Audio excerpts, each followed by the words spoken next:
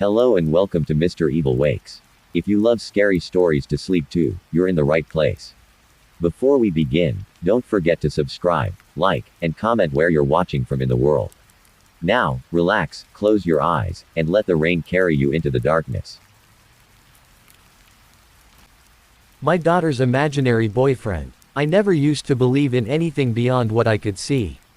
I'm not religious, not spiritual, not even superstitious. I fix roofs for a living, drink my coffee black, and fall asleep to old war documentaries on the couch.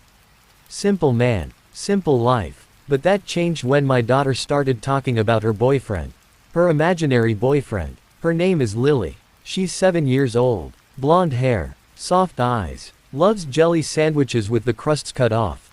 She's the kind of kid who leaves notes in my lunchbox that say, "I love you dad," with little doodles of stick figures and smiling suns. Her mother died when she was 4. Car accident. I was the one who had to tell her. I remember holding her while she cried, saying over and over, "It's okay, Daddy. I still have you." So yeah, it's just been us two since then. And we've made it work. Until about a month ago. That's when she told me about Peter. I was washing dishes after dinner. She sat at the table, swinging her legs, humming something tuneless. "Daddy," she asked. "Yeah, sweetie. Do you want to meet my boyfriend?" I chuckled. "Your boyfriend? Aren't you a little young for that?" She giggled. "He says age doesn't matter." That gave me pause. "Who's he?" "Peter," she said, like I was dumb for not knowing. "He's nice. He plays games with me in my room. And he says he's gonna marry me when I turn 8. I dried my hands and knelt next to her. "You know imaginary friends aren't real, right?" She frowned. "He is real. He just doesn't like when grown-ups see him." That night, I checked her room before bed. Looked under the bed. In the closet. Usual parent stuff. Nothing there. Just a few dolls, some drawings, and her nightlight glowing purple. I kissed her goodnight. As I closed the door, I thought I heard whispering. I figured it was her playing pretend.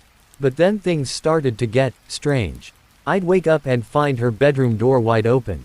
Lights on. Stuff moved around. I once found all her dolls piled in the bathtub, their heads turned toward the door like they were waiting for someone. I asked her about it. "Peter likes to redecorate," she said. Another night, I heard music playing softly from her room. I opened the door. It was one of those creepy music box lullabies, but we don't own a music box. She was sitting cross-legged on the floor, staring at the corner. Smiling. There was nothing there. I asked her who she was looking at. She said, "Peter's showing me what he looks like." I asked her to describe him. She said, "He's really tall. Like, taller than the ceiling. But he bends down to talk to me." That didn't sit right. The drawings were next. It started with one taped to the fridge. Innocent enough. Crayons. Blue sky. Green grass. Stick figures. At first glance, I thought nothing of it. Lily always drew her and her mom, or her with a princess crown, or holding balloons. But this one was different. In the middle stood a small figure, clearly Lily, wearing her favorite yellow dress, the one with the bunny on it. She was holding hands with something tall. Much taller than the trees behind them. The figure was black, not colored black, pressed black. Like she had pressed the crayon so hard the paper had torn in places. It had no face, no arms, just long, stretching fingers reaching from where the hands should be. And its head, a tall, oblong oval with slashes where eyes shouldn't be. There were no clouds in the sky. No sun, just red streaks hanging from above, like bleeding rain. I called her over. "Sweetie, who's this?" She smiled proudly. "That's me and Peter. We're playing outside." I tried to keep my voice even. "And the red lines, those are sky scratches. Peter said they happen when he's happy." I found more over the next few days. In her backpack, under her pillow, one taped inside her closet. Each one worse than the last. Peter standing in her doorway, impossibly thin, with arms that reached the floor. Peter curled up at the foot of her bed with a mouth stretching across his entire chest. Peter floating outside my window, staring in. But the one that shook me the most. She drew my room. And it was exact. Down to the crooked lamp on my nightstand and the crack on the ceiling. In the picture, I was asleep. And standing over me was Peter. His hand inches from my face. His head tilted unnaturally far to the left. And in the top corner, written in her uneven handwriting, Peter says he likes you. That night at dinner, I asked her gently, Lily, why did you draw that one of me sleeping? She didn't even look up from her mashed potatoes. He told me to. Why does he want you to draw him? She paused, then shrugged. He likes pictures. He says they make things realer. And he thinks you look silly when you snore. I felt cold, like something just walked across my grave. That night, I couldn't sleep. Every creak of the house made me twitch. I left the hallway light on like I was the kid now. At 3:12 a.m., I woke with a start. No dream, just woke. Like something whispered in my ear. The air felt off, stale. I sat up. The bedroom door was wide open. I never sleep with it open. I stared at the doorway, heart hammering. Darkness seemed thicker out there, not just absence of light, but something, watching. And faintly, just barely, I thought I saw something long and tall slip out of view, as if it had been standing there a second before. I tried to be rational. I even considered taking her to a child psychologist. But then she stopped eating, stopped playing, just sat in her room, mumbling. I started recording her at night. Set up an old baby monitor with motion detection. I didn't expect to catch anything. I wanted proof nothing was happening. I wish I hadn't looked. At 2:44 a.m., her door opened by itself. No wind, no creaks. It opened. Then, slowly, her blanket slid off the bed. She didn't wake up. Something moved by the foot of her bed. Not quite visible, just shadows distorting. The camera glitched. Just once. When it came back, the room was empty. So was her bed. I ran to her room in a panic, but she was there, curled up in the corner, eyes wide open, whispering. He took me to the inside-out place. I couldn't get her to explain. She just kept saying the same thing. Peter has a place. It's quiet there. No skin, no sound, no time. I told her Peter had to go. She started screaming. Said if I made him leave, he'd get angry. She told me, he doesn't like when people say he's not real. That's when he gets messy. I started burning the drawings. Threw away the nightlight. Put salt at her window, like some old superstition. I was desperate. That night, I heard Lily talking again. I stood outside her door. Listened. Her voice was shaky. No, please don't make me. Please. I'll be good. Don't hurt Daddy. I threw the door open. No one was there but her. She looked at me with tear-streaked cheeks. He doesn't like you anymore. The final straw came 3 nights ago. I was asleep on the couch. I woke to the sound of humming. Lily's voice. I looked up, and she was standing on the ceiling. Upside down. Like gravity didn't apply. Her eyes were rolled back. And she was humming a song I didn't recognize. Behind her, in the shadows near the corner, something tall moved. I couldn't breathe. I couldn't move. Just watched. Then, suddenly, she collapsed. I ran to her, held her. She whispered in my ear. He says you saw him. Now you have to come too. I'm writing this from a motel. I packed our bags, grabbed Lily, and left that house. She hasn't spoken since. Only stares at me. Sometimes smiles in her sleep. Sometimes whispers in a voice that doesn't sound like hers. I thought imaginary friends went away. I thought kids grew out of them. But I think Peter's real. And I think he's older than anything we understand. I don't know what he is. But I know this. When Lily turns 8, she says they're getting married. Story 2. I've seen the lost herd. Alice was my best friend, and then one day, she wasn't. I suppose that's just how it is. You're inseparable for most of your childhood, you graduate high school, you go to the same college. You room together and after graduation you beat the odds and remain in touch. It helps that you get jobs in the same city and sure, you buy houses that are 30 minutes away from each other, but that's what weekend brunch is for, right? Then weekend brunch starts getting cancelled and the texting dies off and the next thing you know you're getting a call and she's so excited and wants you to be her maid of honor. I think you know how it goes from here. Oh, I went to the wedding and it was lovely and I even put aside that sense of dread laying like a rock in my stomach. Because she was my best friend and that's what you do for best friends. You smile and wear the dress and give a lovely speech and then you watch as she starts a new chapter of her life and sadly acknowledge that you're not going to be one of the characters in her story anymore. And that's exactly what happened. She vanished from my life. I got the occasional Christmas card from her and that's how I found out that she and her husband had moved out of the state.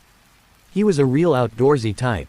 I only met him a few times before the wedding and that was the whole of his personality. Alice had never shown much of an interest in that kind of thing before, but suddenly it was her personality too. They went to Yellowstone for their honeymoon. She started wearing a lot of Patagonia and North Face. I suppose it's nice to find new, shared interests, but it was like her old personality dissolved as fast as our friendship. I told myself to get over it, that these things happen. People change and move on with their lives. Still, it came as a bit of a surprise to get that card with the new address in Colorado. Discovering new passions is one thing, but packing up and moving halfway across the country to someplace where you have no friends or family came as a shock to me. But it was beautiful there. They had a house up in the mountains, surrounded by woods. I saw the pictures that Alice posted on Instagram. Photos of the pronghorn and the elk. Snow-covered trees in the winter. One year, she posted a photo of a whole herd of elk bedded down in their backyard, hunkering underneath the pines to wait out a snowstorm. I began to understand the quick change in personality a little better. If someone I loved had shown me all of this and told me it could be our future, I might have abandoned my old life too. Then one day she stopped posting. I worried a little bit. Was she having trouble with her marriage? Financial problems. It's a very expensive area to live in. I kept an eye on her Instagram and other social media, but all I saw was the occasional comment on someone else's post. She was still alive, but she'd stopped sharing anything of her own life. People change. Situations shift. There wasn't anything I could really do about it. When the yearly Christmas card failed to arrive, though, I sent her a text saying that I was thinking of her and hoped she was doing well. An hour later she called me. "Tabitha," she exclaimed, almost shouting at me over the phone. "It's so good to hear your voice. I'm sorry I didn't call, it was just there was so much going on after the wedding and then the move and all." "It's okay. Life gets busy on you, I understand." I mean, I did understand. I didn't like it, but I understood. "Listen, I'm sorry for neglecting our friendship. I really am. Do you want to come visit me? Like, this weekend? That's like a 3-hour plane flight. I'll pay for the tickets. It can be a, 'I'm sorry I'm a bad friend,' gift." I hesitated, because even with the offer of a free trip that's a lot to drop on someone. "Just pack up and leave in a few days." I mentally ran through my checklist of what I needed to do around the house.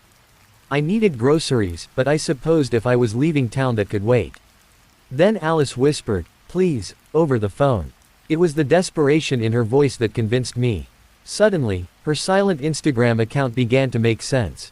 Something was wrong, and maybe we weren't best friends anymore, and flying halfway across the country on a moment's notice wasn't really something estranged friends did, but I felt I owed it to her. For all the years we had been friends. So I let her pay for the tickets, and less than 24 hours after that phone call I was boarding a plane to Colorado. The plane flight was rough. It had snowed in Colorado the day before and our flight path took us around the edge of the departing storm front. It made for gorgeous scenery though, when the plane landed. I had never seen the Rocky Mountains before and I was stunned by their majesty, when the highway curved around and they lay before me on the horizon. Their snow-capped peaks shone against the gray sky. They were the only thing on the horizon, because of course they were, nothing else could rival them. I couldn't help but be excited, despite the strangeness of Alice's request that I visit. Alice's house was nestled in the foothills. I drove the rental through winding roads that curved alongside the edge of the mountainsides, drawing me steadily higher into the mountains. The roads were clear, but everything else was coated with a few inches of snow, still pristine and glittering in the subdued sunlight. I found myself wishing Alice had picked me up, so that I could look at the scenery instead of the road. But I'd insisted on getting a rental, because if this visit turned sour I wanted a way to leave on my own power. She hadn't mentioned her husband yet. I assumed he was gone and they were in the throes of a messy divorce. Alice's house was a modest ranch tucked up above the main road. I zigzagged up the long drive before pulling onto the gravel driveway and stopping the car. Alice was waiting on the front porch when I got out. She half raised her hand in greeting as I got my bags out of the car. "Thanks for coming," she said. I've got a guest room for you." I scanned the exterior. It was a lovely house. Well maintained. I asked how they got it and Alice told me that it was the summer home for Daniel's parents. They were too old for this sort of thing now, At least, that's what they said when they gave him the place. Where is Daniel, anyway? I asked. Alice's jaw tightened. She carried on as if I hadn't asked the question, prattling about how the guest bedroom opens to the back of the house so I'd have a perfect view of the trees. I dropped my bag on the bed and then returned to the living room. Alice was already there, staring through the sliding glass doors that opened to the back porch. Do you plan on doing any hiking while you're here? She asked. Not really. It's not my thing, I replied. That's good. Hey, if you see any elk, don't go outside, okay? They get a little weird this time of the year and they're really big. Animals. I promised her I'd be careful. I didn't care to be in the news as tourist trampled by angry elk. It quickly became apparent that Alice wasn't getting out much. Her small talk was awkward and forced. I tried asking about her job and she didn't say much other than she'd gone remote some months ago. When I asked if she liked it, she said it was alright. Anytime I tried to ask about Daniel, she grew evasive. His things were still in the house. I found men's jackets in the hallway closet when I hung mine up. There were men's shoes in the entryway. Pictures of him and Alice smiled at me from the mantel. It was like he'd simply walked out that morning and would be back in time for dinner. Finally, after I'd exhausted every topic of conversation I knew of to fill the silence, I decided to try a question that Alice hopefully couldn't dodge. So, is Daniel at work? I asked. When do you expect him home? I don't know. It's hard to tell anymore when he'll be by.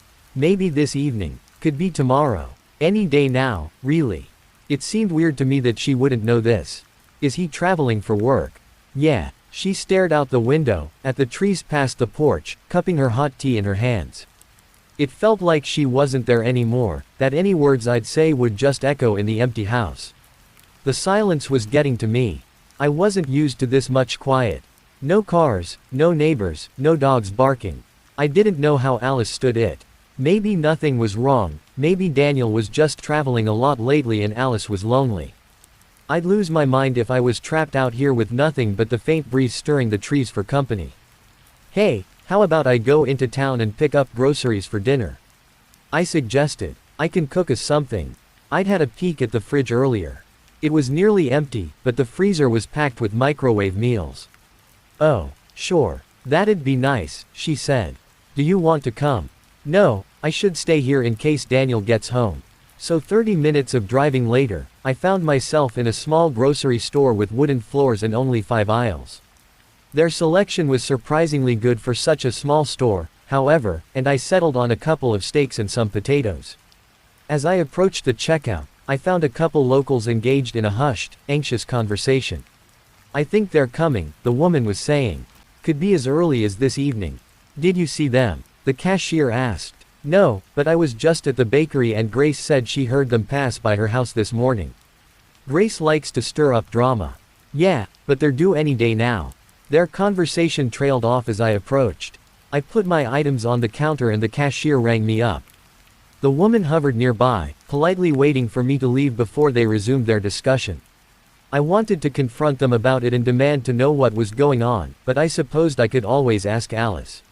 She'd lived here long enough. She might know what they were talking about and that way I'd avoid a conversation with people I didn't know. I did pause at the exit to the store, rummaging in my purse as if I had forgotten something. The locals hadn't resumed their debate on whether or not Grace was trustworthy. Instead, the cashier had abandoned his post and was now hastily lowering all the blinds in the store. He was doing so with a strange urgency, running from window to window, and no one in the store seemed surprised by his frantic haste. Hey Alice, I'm back. I yelled as I entered the house. I got a steak. We can't use the grill. Her reply was so immediate and curt that it made me pause. Sure, I said. I can cook it on the stove instead. You shouldn't go on the porch for any reason. I turned to find a pan to sear the steaks in and was startled to find Alice directly behind me. She grabbed my wrist and her fingers dug into my tendons. I winced, but her eyes were wide and wild and she did not relent. I mean it. Don't go out there. I promise I won't. I gasped, stunned. Please let go. She released me and stumbled back, startled by her own actions. She stared at her hands for a moment in confusion, then hastily turned her back. She seemed so different with her shoulders hunched and her head down. I felt like I didn't know her anymore. What had happened here? I heard some people talking in the store, I said tentatively. They said something was coming. Something is coming. Don't go outside, okay. She shuffled from the kitchen, leaving me to finish cooking dinner by myself. The sun was setting by the time we sat down to eat. It was a tense, quiet meal and I spent most of it deliberating on how I'd bring up the delicate subject of asking what happened between her and Daniel. I'd finally settled on just ripping the band-aid off, and coming right out and asking when I heard a sound from outside. Alice heard it too, for she froze in place. She stared straight ahead at the wall, her face pale and her breath coming in short, shallow gasps. There were footsteps outside. I rose from my chair, turned to the window, and gently parted the blinds. There was movement outside and the shine of inky black eyes. And Alice lunged out of her seat. She hit the table in her haste, knocking the plates awry and some silverware clattered to the floor. Startled, I took a step back, and Alice stumbled to fill the void I'd just left. She slapped her hands over the blinds, holding them in place. Her breath came in short, frightened hiccups. "Don't," she gasped. "You can't look. Alice, what is going on? I can't even look outside now. And where is Daniel? You keep avoiding giving me straight answers about where he's at." "I can't, I'm sorry Tabitha. I just didn't want to be alone. It's been a year." She crumpled into her seat, sobbing. I seized the opportunity and parted the blinds again just enough for a quick look outside. Elk. A herd of elk were shambling past, walking slowly through the trees behind the house. A large herd, arrayed in a long line. It reminded me of train cars. Their fur was ragged and bare in spots, their ribs showed underneath their coats. They walked with their heads drooping and their eyes shone in the moonlight. I dropped the blinds and sat down next to my weeping friend. "It's been a year since what?"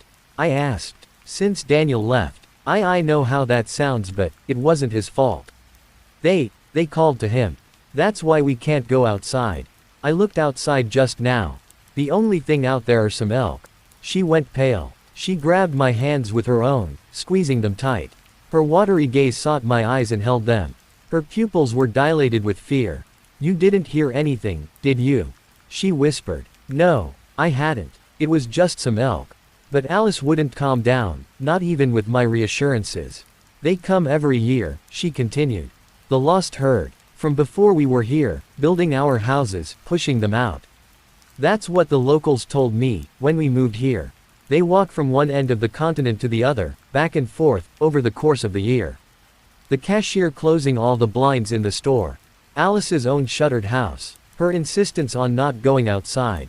"Alice," I ventured, "what is wrong with the elk? Why does everyone seem scared of them? It's a long way to travel. So long, and they have to replenish their numbers." She took a deep breath. "I'm sorry. I shouldn't have asked you to come. I just didn't want to be alone." A horrible thought was dawning in my head. My friend wasn't acting like someone that was going through a messy divorce. She was grieving, and this was the anniversary of whatever had happened to Daniel. I asked her if he was gone. Daniel. If he was never coming back. "No," she said, her voice devoid of emotion, her eyes staring past me toward whatever lay on the other side of the wall. "He came back. He's outside. With the elk." My heart hammered in my chest. None of this made any sense. It couldn't make sense, but something truly terrible had happened to my friend there. Alone in that house with her, I was starting to wonder if maybe there really was a reason no one in this town would look outside right now. "Are you saying, if I go and look again I'll see Daniel out there with that herd?" But Alice was no longer listening to me.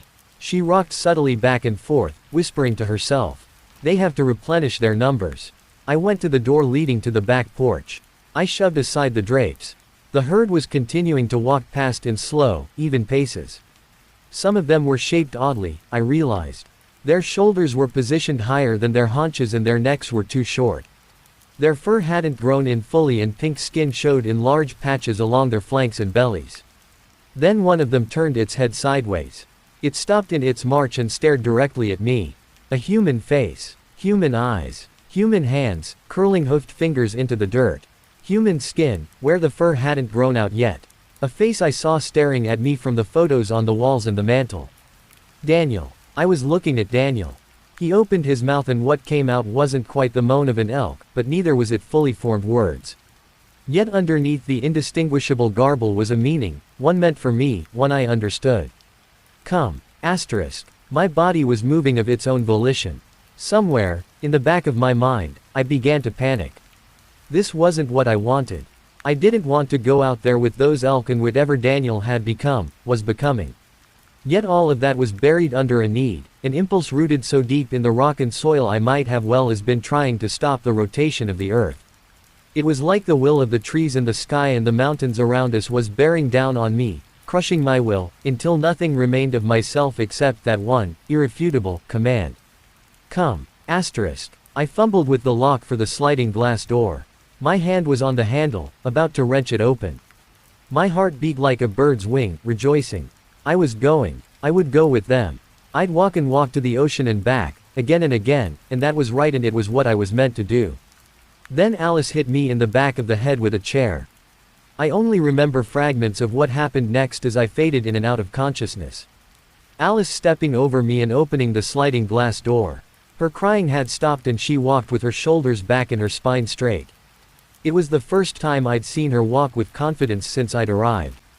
Alice, in the yard, walking with her hand on Daniel's back. Alice, turning to face him. Standing on tiptoes, her face raised to kiss him. Alice falling in line with the elk, taking her place behind Daniel. Walking away. Then when I next woke up, they were gone and the yard was empty and quiet. I didn't know how long I'd been unconscious, but dinner was completely cold by then. The elk had left, continuing their death march to the ocean where they'd turn around and walk all the way back into the other ocean. Again and again, until they dropped of exhaustion, and called someone else to replenish their numbers. 2 days ago, on the anniversary of Alice's disappearance, I returned to Colorado. I rented a cabin and when the employee gave me the key, he warned me not to bother the elk. Leave the blinds closed, he said. I promised I would. That night, I prepared myself. I put on a climbing harness. I tied rope between myself and several points throughout the cabin, the stove, the bed, anything that looked too heavy for me to drag with my own strength. Then, secured like the sailors of old, lashed to the wheel to combat the siren's call, I waited. They came. I heard the stamp of their hooves as they passed by. The blinds were up and the curtains were open so that I could see them clearly through the window. They shuffled by, sickly and starved, unable to stop on their endless march. I saw Daniel. His human face was gone and his hands had become hooves. Only a few patches of pink skin remained to betray the human he'd once been. Behind him walked Alice. Her human eyes were tired in her sunken face, her human hands were cracked and coated with dried blood. Her gait was lopsided, as her hind legs weren't the same length yet. And behind her walked their child. Fully elk, fur sleek over its thin body. It turned its head and looked at me. Opened its mouth and bleated. Story 3. Ya know, I thought we were off the hook this year. I really did. We've always tried to make the holidays extra special for our son Davy. However, he was 11 this year. And in my opinion, too old for going door to door in costume. If I'd have asked my dad to go out at that age, I'd have gotten a drunken laugh and a bruised arm as he led me back into my room with it. We always try to be better than our parents though. Right. It didn't help matters that our son chose this stage of life to let his imagination run rampant. Most children grow out of things like the boogeyman and imaginary friends long before age 11. But not our Davy. For him it was, apparently, all just getting started. It was difficult for me to understand at times, but I can't say I didn't envy him at some moments. The family I was born into forced kids, boys especially, to grow up faster than what was necessary. I suppose at the end of the day, I was happier with it being this way. That still didn't bring me much solace about trick-or-treating though. Here it was, still weeks away from Halloween, and Davy demanded to be a Rubik's Cube. My wife, Val, was as crafty as the next mother was, but whether or not she had the time to be proved to be a different story. Nevertheless, I began looking for large, cardboard boxes and colored construction paper booklets. I'd even gone as far as to wonder if I should get some high-gloss clear paint to paint over the color pages for authenticity. Deciding against it in the end, I took the supplies home, feeling like I'd done a good thing for my child. I placed everything, sans box, on the corner of the table, where it sat, and sat. In our defense, we were severely low on sleep. Val and I's time in the evenings is precious to me. The times after dinner where we smoked, laughed, hugged and talked about our days was often the only thing that kept a smile on my face through the workday. And Davy was fucking that up. We had a routine down, and a good one too. I'd get home from work, Val and I would usually make dinner together. We'd gather around the table to talk to our son and eat, then send Davy outside to play so we could have some time to ourselves. We'd call him in when it was dark out, have him wash, unwind and go to bed. Rinse and repeat. The timing of it was absolutely perfect, until it wasn't. Asterisk. Davy had been coming in crying, all upset about some creature he'd seen outside in the woods. While we did live in a heavily wooded area, the animal he described to me didn't sound like anything I'd ever heard of before. The amalgamation of features coupled with the bipedal way it functioned, Val and I were convinced this was something made up in the boy's mind. Maybe a product of watching television too late at night, or a terrifying, tall tale told on the school bus by much older boys. He described thick, red-veined tissue and paddles for hands. There was one eye on the top of its head and one off to the side and down low. And other nonsensical things only a child can come up with. I know my earlier statement of my son fucking things up seems cold or harsh, and I apologize for that. But you've got to understand that I put up with it for a long time before I hardened myself to a child's fears this way. We both did. If I had a quarter for every damn time Val looked at me with pouting eyes as he whined, silently urging me to check it out for our only child's peace of mind. And every time my back would groan as I grabbed my jeans off the floor to put back on, and placed my aching ankles back into my work boots before following him out to the woods, the land that the creature called home. And every damn time, Davy's face fell with disappointment, as if responding to an accusation unuttered into existence. Because every time was the same, nothing would be there. A leaf-speckled labyrinth of tree branches was the only thing to see for what seemed like miles. The first time, I believed him when he suggested that maybe the noise of our feet scared it off. Maybe it didn't like adults, he had said. By the fifth time, I was plain fucking done with it. He would slam our door open so many times in the middle of our evening sessions. They weren't sexual, but in many ways they were the times I held the most intimate to my soul. It would happen so many times that we would give up, only resuming long past when he was asleep in bed, and we were supposed to be. So yeah, we were tired, and things got left behind. We tried to suggest that he stay inside entirely if he was so frightened, and he cried. So we would encourage him to go out and play, hoping that that day would be the one where this phase had finally passed, and he cried. We were running out of options. So out of nothing but desperation, I tried to handle it like my old man would have with me. Val made his favorite meal, and as fate would have it, he had an especially good day at school that day. So I took advantage and took a chance. Hey, are you planning on going outside today, kiddo? I asked tentatively, leaving food in my mouth to make the question appear more casual than it was. He nodded, fear creeping into the edges of his eyes as he pushed pieces of corn around on his plate. Davy, hey, it's okay. I'm here, and I think it's time we all talk about what's bothering you. Now, this monster you call it, does he try to hurt you? He nodded, his facial features scrunching up in confusion as he did. He said he's never thrown anything at him. But he chases, and tries to grab him.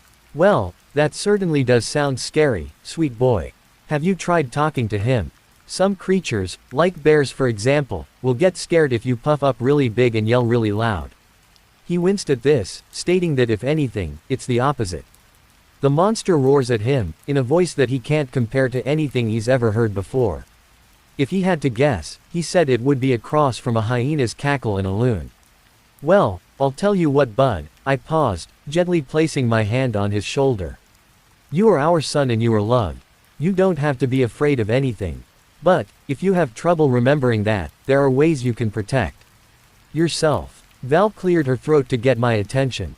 But I shrugged it off. I figured he would rather feel empowered than scared. And with our boy's temperament, I knew he wouldn't take advantage of what he's learned to be mean to other kids. It's just like the tale in the Bible about David and Goliath. Or about the knight and the dragon books you loved when you were younger.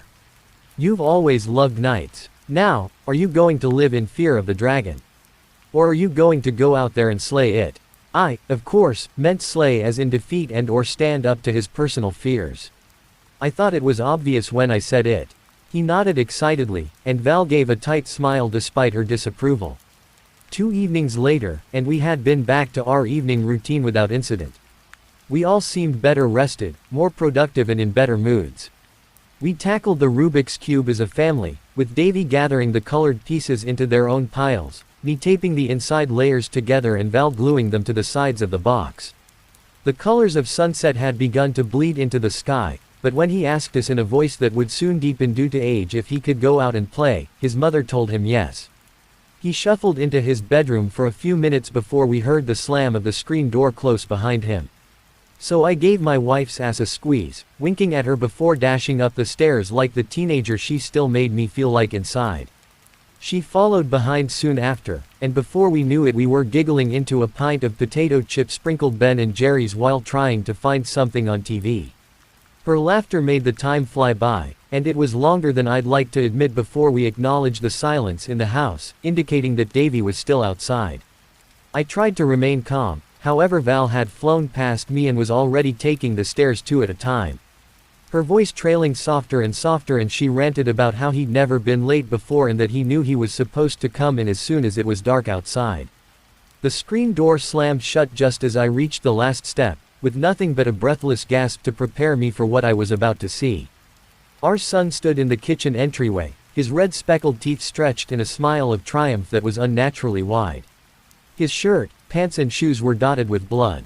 The scent of copper consumed me as I rushed to him, assuming he had deeply injured himself. "Oh my God, Dad. You should have seen it." My voice trembled as I asked, "Seen what, David?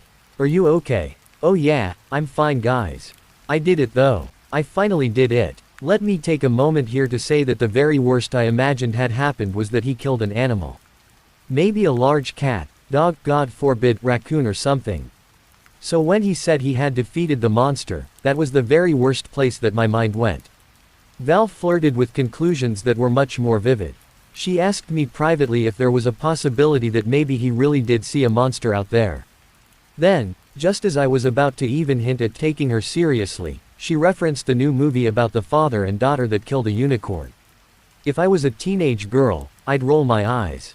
Sadly, the fact was, that blood came from somewhere, from something. Asterisk. Ultimately, we decided to tell him to get a bath and get ready for bed. Val made me promise to go out to the woods in the morning to see if I could figure out what it was he had injured, or most likely, killed. We cleaned him up, with Val throwing his clothes in the washer immediately and me trying to scrub blood and bits of gore off of our kitchen floor. Fucking kids. It was later on. Things had settled, I had turned the TV back on, while Val fussed over Davy in his bedroom getting his clothes ready for the next day and tucking him in a way that respected his preteen years. It took me a few moments to realize that the knocking I was hearing wasn't from the show I was watching, but from our own front door. Fuck, I thought to myself, knowing I'd have to get redressed for the second, or third time really, that day. After taking care of that, I yelled to my wife that I'd answer the door as I descended the stairs. A pale-faced man loomed on my doorstep, followed by a wiry woman with red-rimmed eyes. Their son had snuck out of the house earlier and hadn't come home that night. Their overall tone didn't seem to match the situation at all. I mean, Val and I had experienced this same thing earlier, albeit to a lesser degree. While the man's face seemed grim, the woman was becoming downright hysterical. I told her that I hadn't seen any other child around besides my own, and that I was under the impression that there were no other kids around where they lived, and was happy to be proven wrong. My mind began to race with possibilities of sending Davy off to playdates and even better, sleepovers when the mother's shrill voice rang out. She said that we didn't understand, pleading with me to give her answers I thought I didn't have. The woman continued, saying that her son was disabled and had taken a liking to being outdoors for the first time in years. He was homeschooled, and they tried to keep him inside and in their yard only, close to where they could see and monitor him. Val put a sympathetic hand on her arm, asking what her little boy looked like, in hopes of helping canvass the area. Which prompted the mother to break out in fresh tears. The man next to her, the father I assume, pulled a picture out of his pocket, hesitating before handing it to us. His tone became even more solemn when he explained that the child was a victim of a vicious animal attack as a toddler, and had to endure countless reconstructive surgeries. His voice quavered as he explained that they weren't able to save his ears or tongue. Mentally, he is all the same as any other growing child, but his physical disabilities were vast. And other children were always put off by his appearance. Val asked if they wanted to stay with us while we called the police, but they declined, saying that they were going to look a little more first. They promised to let us know if they heard anything, and we promised to do the same. I hadn't realized Val was still holding the child's picture until they had long left the driveway. It was that exact moment that Davy decided to come downstairs to see what all of the commotion was. We told him not to worry about it and tried to send him back to bed. He leaned in to hug his mother and froze, his eyes trained on the picture. And then, he murmured 2 words that would change our lives forever. He pointed to the picture, and with a gasp, said, "The monster." Story 4. I live in a state that does not exist. Let me get this out of the way, my state does exist. I mean, how else would I be typing this? But you've probably never heard of it. Or at least, you don't remember. I live in the state of Sequoia. The proud 38th state to join the United States of America. Tucked between Georgia, Tennessee, North Carolina, and South Carolina. We formally joined the Union in 1868, right after the ratification of the 14th Amendment. Before that, Sequoia was an independent Cherokee Indian reservation. But protected reservations don't pay taxes, and the war-torn South wasn't gonna pay for itself. So the US snatched up the land, and just like that, Sequoia was born.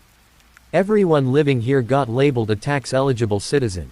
This probably sounds insane to all of you, but I've lived here my whole life.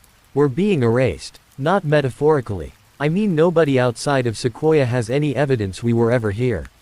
I started noticing a change about a year ago. The capital city, Gist, sits right near the point where Tennessee, Georgia, and Sequoia meet. Because of that, we used to get a steady stream of tourists, mostly folks from further south coming up to see the leaves change and stare at the mountains. But then the tourists started thinning out. And the ones who did show up always looked lost. Like they didn't know how they got here or what this place even was. I was working a shift at my aunt's coffee house, just a sip, when a lady walked in. She looked about my age, early 20s, with a confused look on her face. "Welcome to Just a Sip. Take a seat and I'll be right with you," I said, going through my usual customer service routine.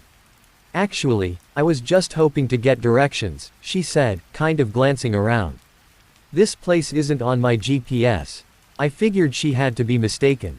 I mean, this is Gist, the capital of Sequoia. We're not Atlanta, but we're definitely not some middle-of-nowhere ghost town either. "Huh, odd," I said, but I didn't think much of it as I walked over.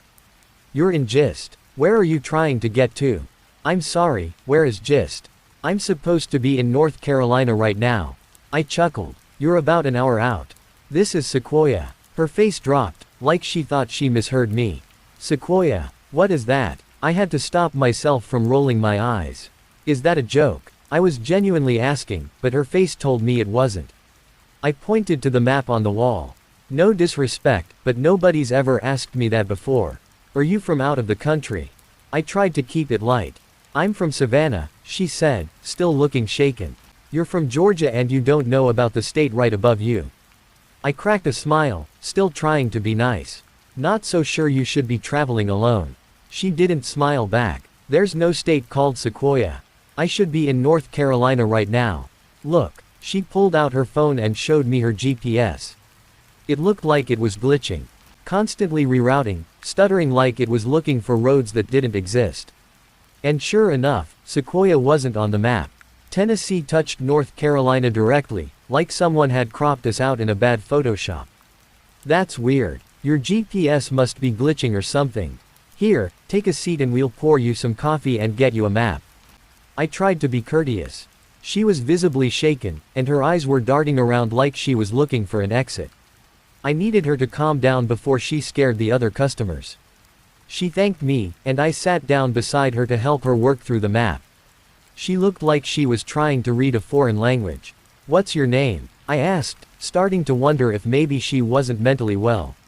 "I'm Allie," she said quietly. Hi Allie, I'm Brenda, I responded with a smile. Are you feeling okay? I'm fine, but this is all impossible. I didn't know how to respond. I guess I know better now, but imagine being told your entire state didn't exist and you shouldn't be there. What would you have said? Is there someone I should call for you? Any friends or family? I'm worried about you getting back on the road like this. Yeah, I can call my mom. She pulled out her phone and dialed. Then she put it on speaker. A cheery voice came through the speaker. Hey Allie, how's the trip? Did you get there okay? Mom, what states border Georgia? She asked, frantically. I thought hopefully her mom could talk some sense into her. Well, there's Florida, Alabama, Tennessee, North Carolina, and South Carolina. What's this about? I looked down at the phone like her mom could feel the glare I was giving through it. Allie's face sank even further as she looked back at me. What about Sequoia? I said into the phone, confident that this family just sucked at geography. Sequoia, what's that? The woman on the other end asked. Allie looked up at me, clearly feeling vindicated. I could tell she didn't trust me anymore. Mom, I got turned around and ended up in a town I don't recognize. My GPS isn't working. They're saying I'm in a state called Sequoia. I was just in Georgia. I should be in North Carolina right now.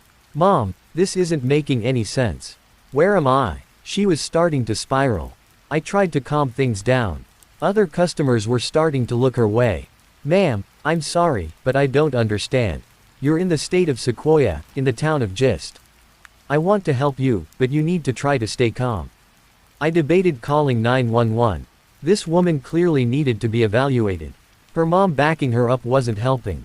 This isn't funny, she said, fighting tears. I know I crossed the Georgia border. I know I should be in North Carolina right now. You're telling me I'm in a state that doesn't even exist. I didn't know what to do, so I pulled out my ID. Look, this is a Sequoia state ID. If you go outside, you'll see Sequoia license plates on almost every car. Sequoia's been a real state for over 100 years. It was no use. She ran out of the coffee shop and got into her car. She sped off down the road, the map still spread out on the table where she left it. I took a second to catch my breath. I've had some weird customers before, but that was a once-in-a-lifetime kind of thing. Except it kept happening. My best friend worked at the old gift shop down the street. It's called, you get the gist. We really like our puns around here. Anyway, he had to find a new job a couple months ago when the business suddenly shut down. Delivery orders just stopped coming in. When they called the supplier, they said all the orders were getting returned with an invalid address. The supplier insisted they didn't know a city called Gist and were sure there was no state called Sequoia. There haven't been many tourists lately. I couldn't tell you the last time I served coffee to a face I didn't recognize. I saw a news article the other day about a missing woman. It was Allie, the same woman from the coffee shop about a year ago. She left home for a trip up north and never made it. Reportedly, she made hundreds of calls to friends and family trying to get help. The investigation went cold when detectives couldn't trace any of her calls to a real location. I decided to call the tip line. They told me I should be ashamed for making prank calls to a missing persons hotline. So, this is my last resort. I'm writing this in case anyone out there can tell me what the hell is going on. Do you remember Sequoia? And if you're from Sequoia reading this, please help explain to these people that I'm not crazy. There are hundreds of thousands of us here, but according to the world outside our borders, we don't exist. Story 5. Please never pick up strange daggers in strange places. Part 1. Rock climbing wasn't my first idea of a good time, but when it made my girlfriend so happy, how could I not go? What could go wrong, right? Really? Just one time in real life and not in an indoor simulation of rock climbing, make the girlfriend happy. Maybe see some sights, take a souvenir, get a nasty bruise to remember the trip by, and then never do it again if I could help it.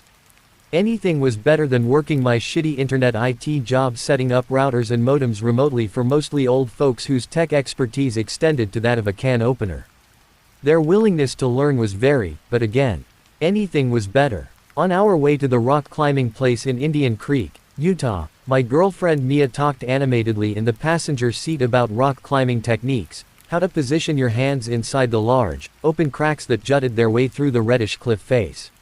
I was perfectly content to listen and nod along accordingly, knowing full well that I wasn't going to make it very far up at all.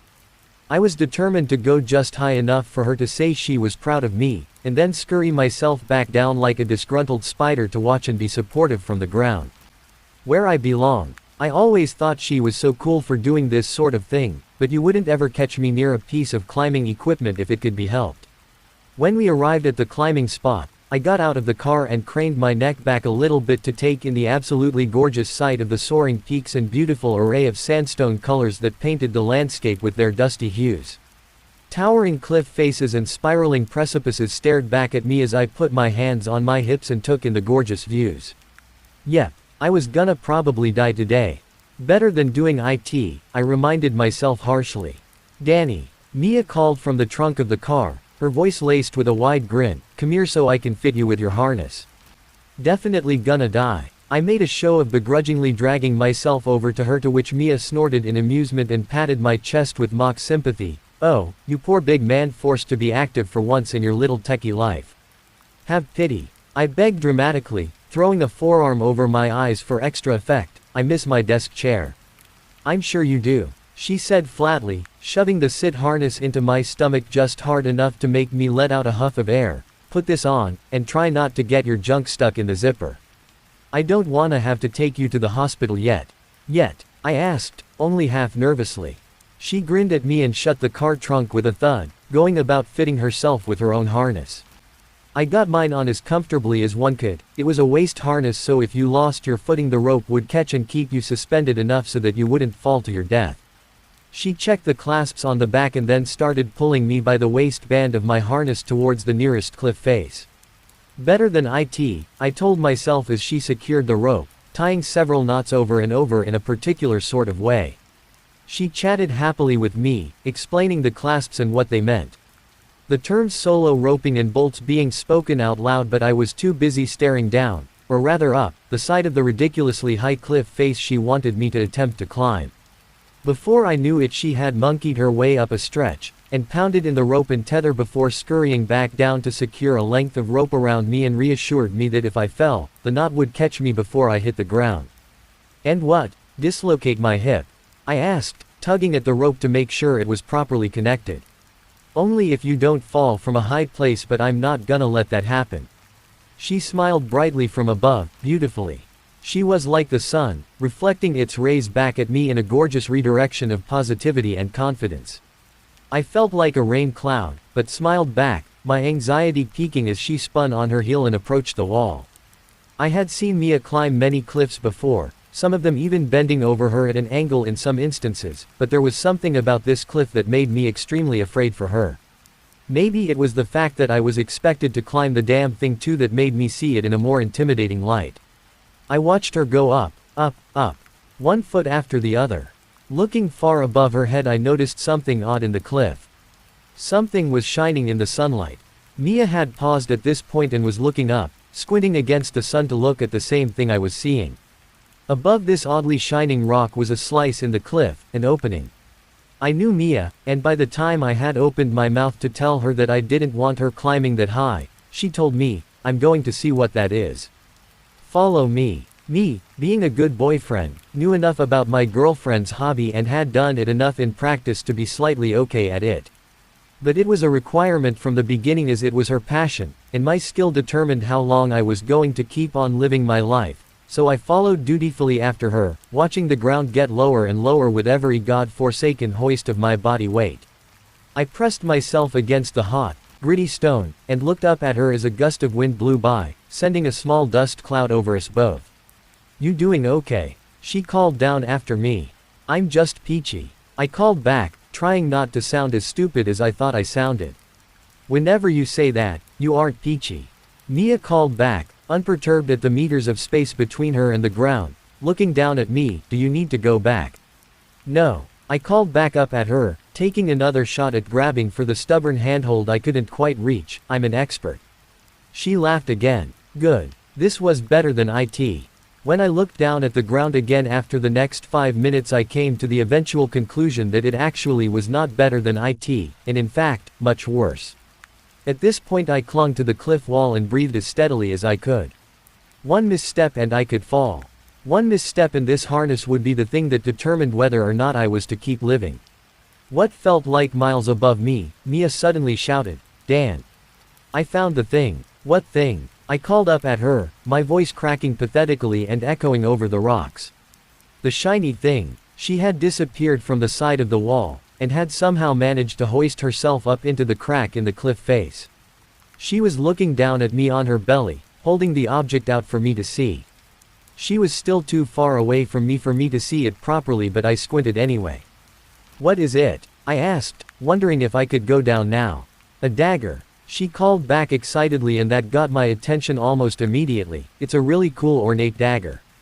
Someone must have lost it. Hold on to it." I grumbled as I began to climb higher, determined now more than anything else to see this interesting forgotten dagger. Maybe it was worth something. Before I knew it, I was up where she was, and I scrambled pathetically into the crack in the cliff. I wiggled up beside her and she showed me the dagger, running her fingers across the expertly crafted metal. It looked like a Scottish dirk, which struck me as immediately odd for being in the area. It looked extremely old, the blade chipped in several places and rusted over slightly after being exposed to the elements for what appeared to be months. The hilt of it was wide, and wrapped in dirty leather scraps, but the pommel was round, and bore a faded inscription that wrapped around it several times. Mia tilted it so that I could see, and we both tilted our heads at it in confusion. "Can't read it," I said, rubbing my jaw in thought. "You sure it's not the prophecy on the One Ring?" Mia joked and I elbowed her. "Oh please," I said teasingly, "I'd obviously be able to recognize Tolkien's Elvish the second I saw it, ma'am. This just looks weird." It was then that Mia had managed to wrench her head to the side to peer behind us into the crag we had smashed ourselves into. She went silent a while and then looked back at me with wide, excited eyes. "It goes back," she said in the hushed, eager voice that often came up when she wanted to do something I absolutely did not want to do. "Danny, there's a cave. It opens up behind us. We don't have the equipment for it, Mia," I said, fixing her with what she called the look of supreme lameness. She frowned at me in response, her cheeks puffing out in a "you never wanna have fun" kind of way. "But let's be real here, I was just trying to keep us from getting hurt. Caving was no joke. People got stuck, or lost in caves, and they died. There was a story I read a long time ago on the internet called Ted the Caver that had absolutely destroyed any and all of my already non-existent willingness to descend into any subterranean space. Not to mention that one caving incident where a man got stuck upside down in a crevice and died there waiting for help. I'd be damned if I let Mia die like that. She had a free spirit, but by no means was I going to let that spirit lead her to death. "We need to go back down," I said, beginning to pull my body over the ledge and back down onto the cliff face. She wriggled her arm from its awkward spot and grabbed my sleeve, tugging me back towards her. "Please, Danny." She was really pushing this, the knife still held in her other hand, glittering tantalizingly in the light. My eyes fell on it again, and I can't exactly explain why, but I started to believe that it would be fine if we just wriggled in a little ways to see what would happen.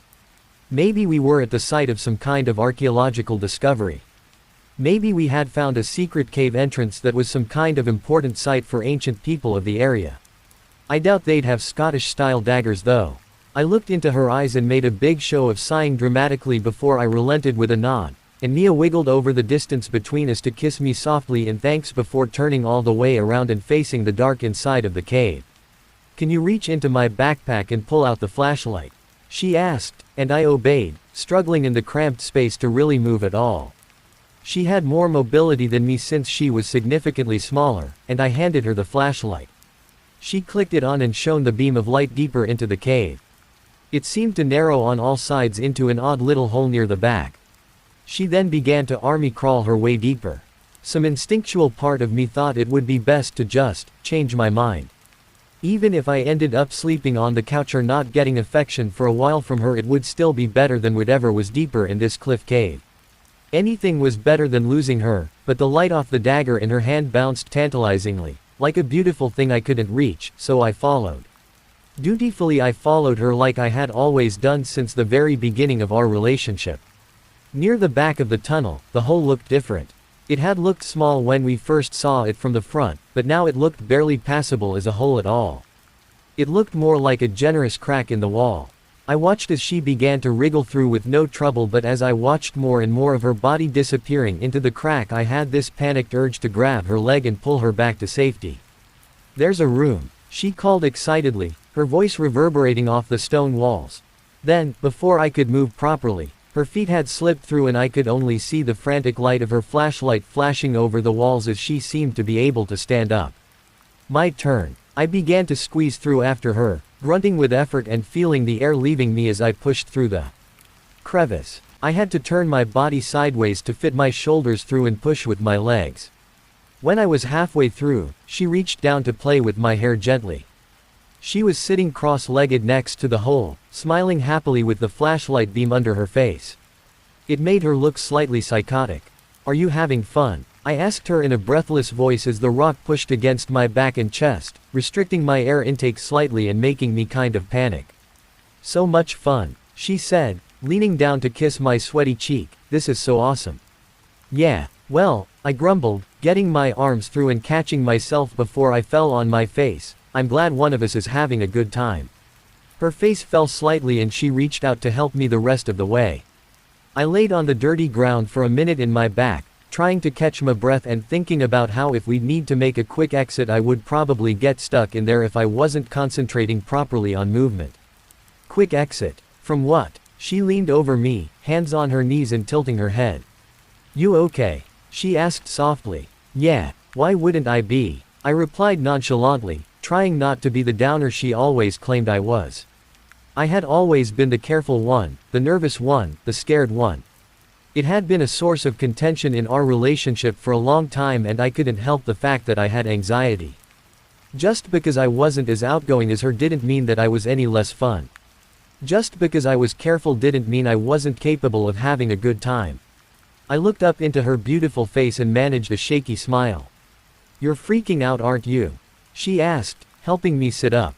"Not yet," I sighed, tired of this conversation. I pushed myself to my feet and she began to shine the flashlight through the room again. It wasn't so much of a room as it was a sort of natural chamber. The air in there was very still, but fresh since it had a direct link to the outside.